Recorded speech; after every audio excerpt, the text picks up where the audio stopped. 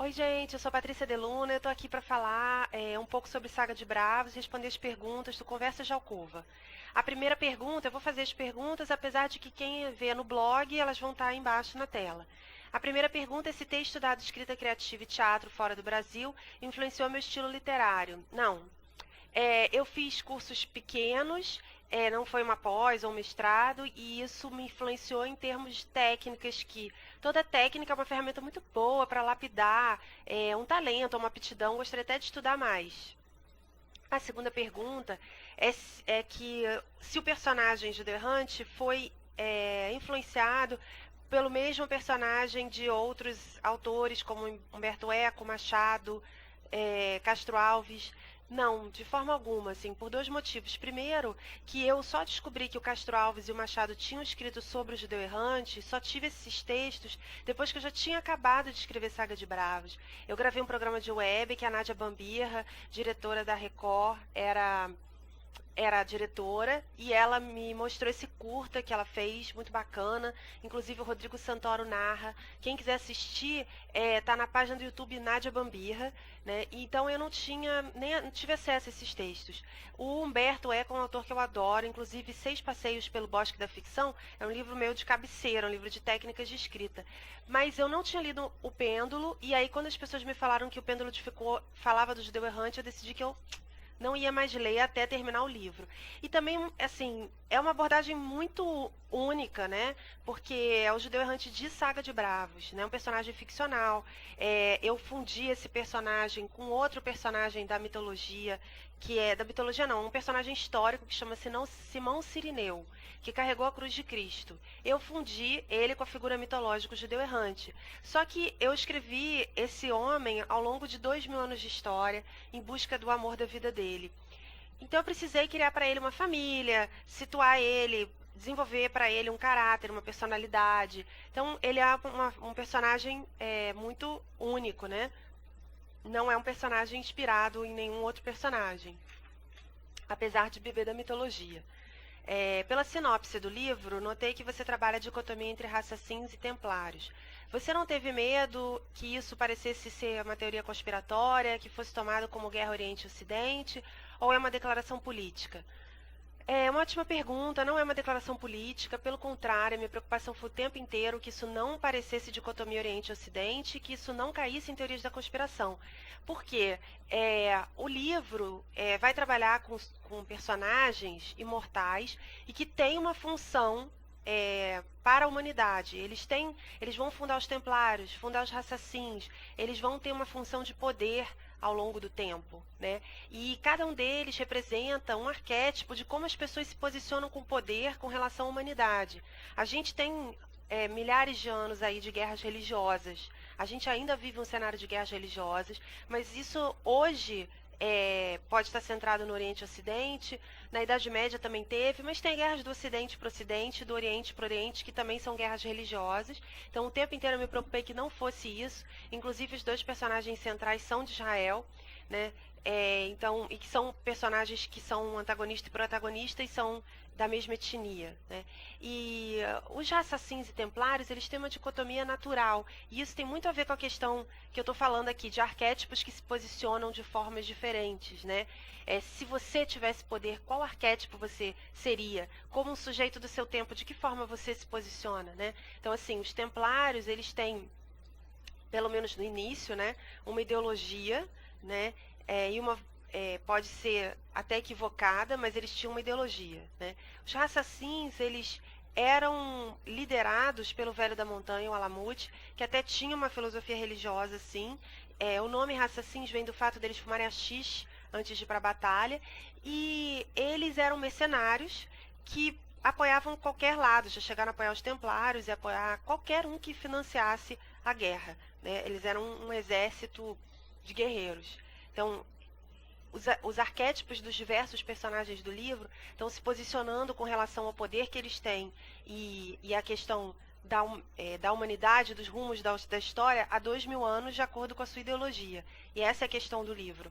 Não é uma questão Oriente-Ocidente, nem uma questão política. A ambientação do seu site remete ao matriarcado da deusa. Vendo a sua biografia, notei que você fala da sua família que veio da Espanha, berço das religiões celtas.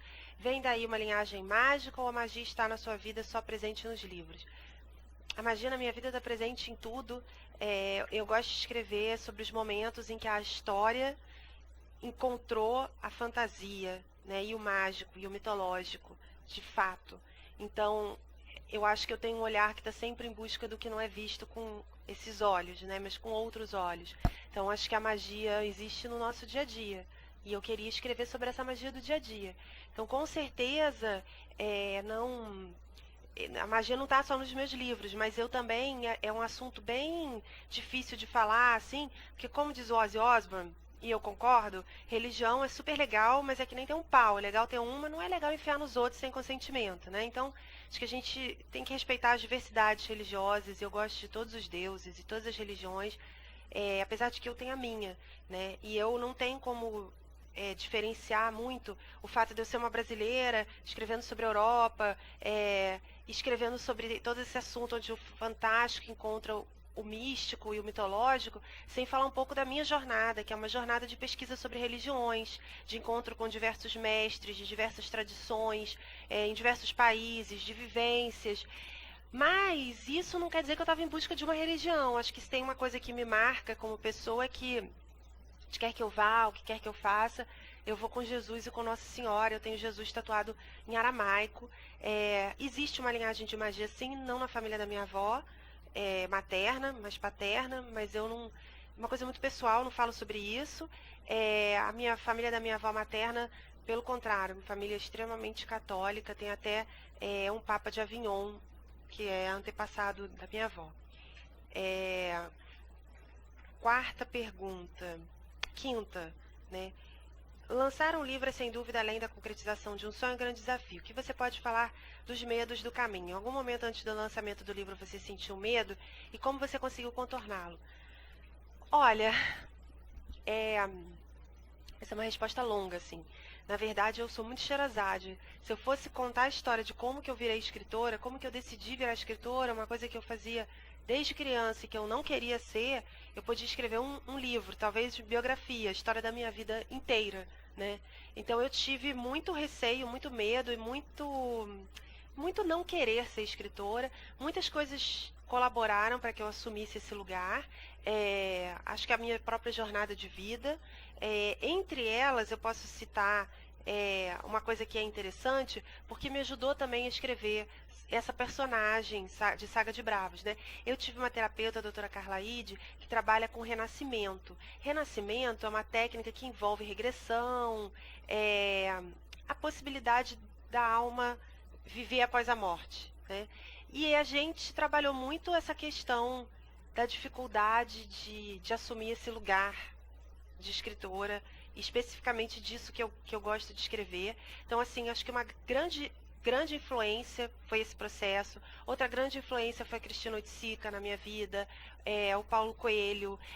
Mas uma coisa também muito legal é que acho que tudo que eu vivi contribuiu também para escrever esse livro e os próximos livros que eu pretendo escrever. Então, por exemplo, quando eu estava escrevendo uma personagem que vai estar sempre encontrando um imortal cada vez que ela reencarna, a doutora Carla Ide, ela é um pouco nosso Brian Weiss, sabe? Então ela me ensinou sobre como ela via o perfil psicológico de certas pessoas, né? Eu queria deixar claro que o livro não é sobre religião. O livro não é um statement sobre reencarnação. O livro é uma ficção. Os personagens são ficcionais e o livro é escrito como uma fantasia, né? Mas claro que quando a gente está fazendo pesquisa, a gente procura várias pessoas que entendem de vários assuntos, né? Então, a Carla me falou sobre a questão das sacerdotisas, que têm medo de ter alguém entre elas e Deus, então elas têm dificuldade de deixar um homem entrar na vida delas, ou no caso de um homem sacerdote, uma mulher entrar na vida deles. E aí isso foi importante porque eu escrevi Morgana durante 200 páginas, que é uma sacerdotisa celta da Grande Mãe, e vários outros detalhes que ela foi me passando sobre a questão dos relacionamentos, já que eu estava abordando um relacionamento que envolvia isso, né? Então quem quiser saber mais, acessa aí a página da doutora Carla Ide, porque ela sabe muito mais do que eu. E outra pergunta é: o que podemos esperar da Patrícia para o futuro? Agora que Saga foi um sucesso, você já planejou seus próximos passos? Já há algum novo projeto? Eu comecei a escrever outros 2 livros. Eu vou ter que escolher, claro, um dos 2, até porque eu preciso viajar e ver esses locais e sentir com a minha pele, conhecer as pessoas que vivem aquela realidade. Então eu vou escolher um desses 2 projetos para continuar. Agora não é a hora, porque eu estou me dedicando à divulgação de Saga. O que eu realmente espero para o futuro é poder continuar peregrina. É que Deus me abençoe, assim, para eu poder continuar viajando, encontrando tantas pessoas. Eu acho que mais do que escritora, eu sou uma costureira de histórias, assim. Eu me vejo um pouco que nem aqueles bardos que viajavam de clã em clã e iam ouvindo as histórias das pessoas e contando no próximo aldeia em volta do fogo, sabe? Então, eu ouço muitas histórias das pessoas em todos os lugares que eu vou. Eu acho que se eu tenho um dom é de ser ouvinte de histórias, né? Sempre que alguém tem uma história de amor, eu falo: qual é a sua história de amor? Eu coleciono histórias. Uma vez eu estava no aniversário do Paulo, na Itália, tinha uma moça da Romênia. Ela sentou do meu lado e começou a contar a vida dela desde a infância, coisas super pessoais. E aí o amigo dela que estava lá olhou para mim assim, olhava para mim com um olho desse tamanho. Eu falei: o que que foi? Ele falou: eu conheço ela há 5 anos, ela nunca me contou isso, ela conhece você há meia hora. Eu falei: ah, mas isso é normal comigo, as pessoas me contam suas histórias. E eu acho que eu sou um pouco que nem o quadro do Vemir, a costureira, que eu tenho até na minha sala aqui, que é uma costureira que está ali debruçada, compenetrada, costurando os retalhos, sabe? Eu acho que eu vou costurando as histórias, então o que eu espero do futuro é que eu possa continuar essa costureira de histórias e principalmente que eu possa encontrar as pessoas que querem ouvir essas histórias que eu tenho para compartilhar, né? Nesse momento eu estou mais focada em três programas para TV que tratam desses temas que são os temas da minha pesquisa e da minha vida, da minha jornada, e também em divulgar a Saga e poder levar todo esse conhecimento às pessoas que gostam desse conhecimento, né? E quando eu falo conhecimento, assim, acho muito importante falar que não é um conhecimento religioso, assim, é um conhecimento de simbologia, né, e das histórias do mundo. E a outra coisa aqui que ela pergunta é: que mensagem a Patrícia de hoje enviaria para a Patrícia de 10 anos atrás?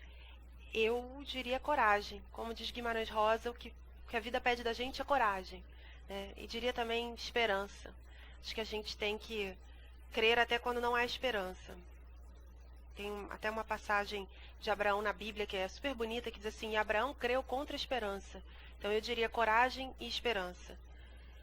Eu estava tentando não tocar nesse assunto, acho que você já deve estar cansada. Eu sou fã do Paulo Coelho e não resisti. Como você encarou a oportunidade de escrever a biografia da Cristina e o que absorveu dessa experiência? Então, quando eu conheci a Cristina, eu não conhecia o Paulo, eu não escrevi a biografia dela por causa do Paulo.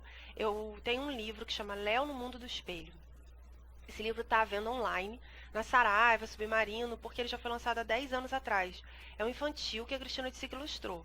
Depois, ela me convidou para escrever a biografia dela, porque a gente se conheceu pessoalmente, a gente descobriu que a gente tinha muitas afinidades, e aí a gente ficou muito amiga, né? E aí eu fui viajar com ela, inclusive nessa época o Paulo estava em Cannes, e aí a gente foi fazer o sul da França, ali os Pirineus, e a gente foi até a festa cigana de Saint-Marie-de-Cirmer, né? E foi uma viagem muito legal, também foi muito importante para o livro. E muitas coisas que eu vi e aprendi com a Cristina estão no livro. Por exemplo, no Caminho de Santiago tem um templário. É um peixeiro que recebeu uma mensagem de que ele deveria viver os ritos templários e morar em Santiago. E ele tem uma espada, e ele usa uma roupa de templário. E eu peguei esse personagem e coloquei ele como um personagem da ficção, porque ele era tão fantástico, né? Então tem, assim, muitos personagens, passagens e locais que estão no livro que eu fui com a Cristina, ou que eu aprendi através da Cristina, ou escrevendo a biografia da Cristina. Outra coisa muito importante de escrever a biografia da Cristina foi que a Cristina é uma pessoa mágica, assim. A Cristina é uma pessoa que realmente transborda magia, sabe? E ela me ensinou muita coisa, principalmente sobre ser artista, né? E eu acho que escrevendo a biografia da Cristina, eu convivi muito com essa questão da luta dela e do Paulo, né? Para que o Paulo realmente se se tornasse um escritor, e isso foi uma coisa que me inspirou muito, né? Ver todo o trabalho, toda a entrega do Paulo e todo o sucesso que ele teve. Isso foi uma coragem quando eu não tinha coragem, sabe? Isso foi tá mergulhada na vida deles, escrevendo a biografia, foi uma inspiração muito grande, né? E claro que quando eu conheci o Paulo foi super emocionante, porque além de eu ser fã, gostar de todos os livros, tem vários livros do Paulo, como Brida, O Alquimista, As Valquírias, que marcaram a minha vida, né? São assuntos que eu tenho muita afinidade, são temas que eu também trabalho, então claro que eu fiquei super emocionada quando eu conheci ele, porque eu era fã dele desde adolescente, e também eu acho que o Paulo é um autor, assim, além de ser um orgulho para o Brasil, porque um autor dos mais vendidos do mundo e que é brasileiro, eu acho que ele marca toda uma geração agora de autores, mas conhecer ele pessoalmente é muito emocionante, porque é uma pessoa muito especial, né? E quem não gostaria de conhecer o seu ídolo, né? Então é isso, e eu acho assim que talvez o mais importante dessa história seja como a gente marca o nosso tempo, né? Como marcar o seu tempo, como uma pessoa pode viver a vida tão bem vivida, ou como o Paulo fala, viver o seu bom combate, viver a sua lenda pessoal, escolher viver seu sonho, e isso pode não só transformar a sua vida, né? Mas transformar a vida de muitas outras vidas, porque você pode se tornar uma inspiração, né? Então eu acho que talvez a coisa mais marcante de conhecer o Paulo e a Cristina e até de escrever a biografia é ver essa realidade, é constatar essa realidade e como isso pôde me marcar também, né? Então, gente, espero que vocês tenham gostado. Vocês podem me acessar no patriciadeluna.com para ver minha agenda. Eu faço vários bate-papos, várias palestras. Quem quiser marcar também algum evento em outra cidade fora do Brasil, pode entrar em contato também pelo patriciadeluna.com, vai lá, manda um e-mail. @patriciadeluna com 2 N's no Twitter e Patrícia Deluna com um N só no Facebook. Então a gente fica conectado. Obrigada, um beijo.